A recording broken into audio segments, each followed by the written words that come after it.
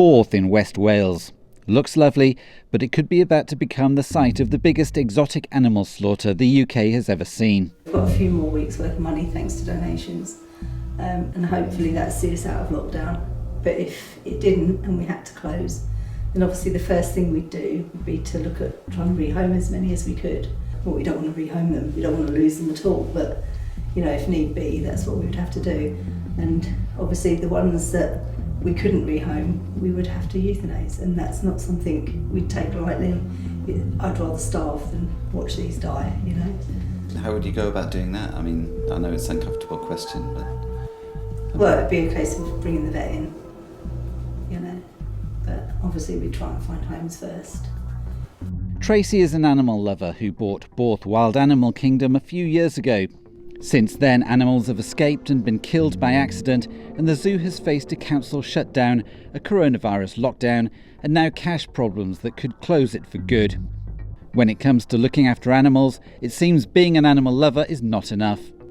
The controversy began when a lynx escaped in 2017. We'd only been here 5 months, and this enclosure was really, really overgrown. And although we'd cut it back, clearly not enough, because one of them got out. Which was horrific, to be honest, and it started a whole heap of trouble for us. Really? Yeah, because the thing is, from day one the council wanted to have the cat shot and we didn't agree, and so they gave us 10 days to try and find it and to capture it, but we couldn't do it in that time, and then so they got a marksman to shoot it. The council denies wanting to kill the lynx and said it lent the zoo equipment to help them catch it. It also denies giving Tracy a 10-day deadline. It says it only stepped in and shot the lynx after the zoo failed to catch it and the animal posed a threat to the public. The lynx escape provoked a petition online to shut down the zoo, which has hundreds of animals, including meerkats. I mean, I always thought they were really cute until I saw them eat a dead chick. Because obviously they have chicks for protein, and yeah, they're vicious. So they've been lied to then? Oh, yeah, that's the thing, everybody thinks they're cute and cuddly. The amount of people that think they can just lean over and pick them up, but it's like, please don't. We've got Denzel, he's a very popular one. He comes out, he's a greeny one, and comes out for shows. He's actually very friendly. The next controversy to hit the zoo will be the court case over unpaid tax. Then there's the cost of keeping the animals alive. Be quite a bill each month that you've got. Yeah, I mean, it costs around £15,000 a month to feed and care for them all. So yeah, it's a hell of a lot of money. You know, we rely completely on ticket sales, so at times like this, you know, there just isn't any money coming in. And I think being the time of year it was where we'd come out of winter, obviously the money from the summer before carries us through winter. You kind of expect the Easter money to come in to kind of top you back up, and obviously that hasn't happened, and that's kind of where we've got to the situation we're in.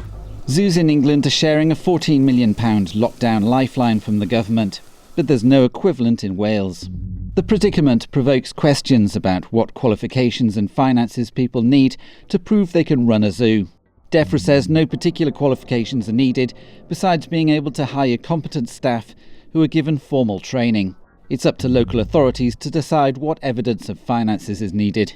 The zoo has seen a surge in donations, extending its lifeline, but the harsh reality is it may need to kill the animals. If we could move the lions back to Africa, then I would.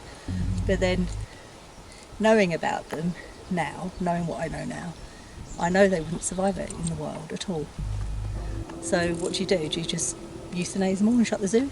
No. You look after them as best you can, and you give them as much space as you can. I mean, one of the things we've wanted to do with all of the animals is give them bigger enclosures. So we're slowly trying to move them up on the hill because we've got a big chunk of space that's not being used. You know, and that's why we see ourselves more as a sanctuary, purely because animals come here for the rest of their days. They don't come here just for the public's entertainment. I don't pick an animal because I think, oh, the public will love that. You know, if an animal needs a home, It's like, you know, we've got 3 groups of marmosets. Bit unnecessary. A lot of people are like, oh, marmosets. It's like, well, they've got a right to live, you know, and this is their home. Why should they be moved anywhere else, you know?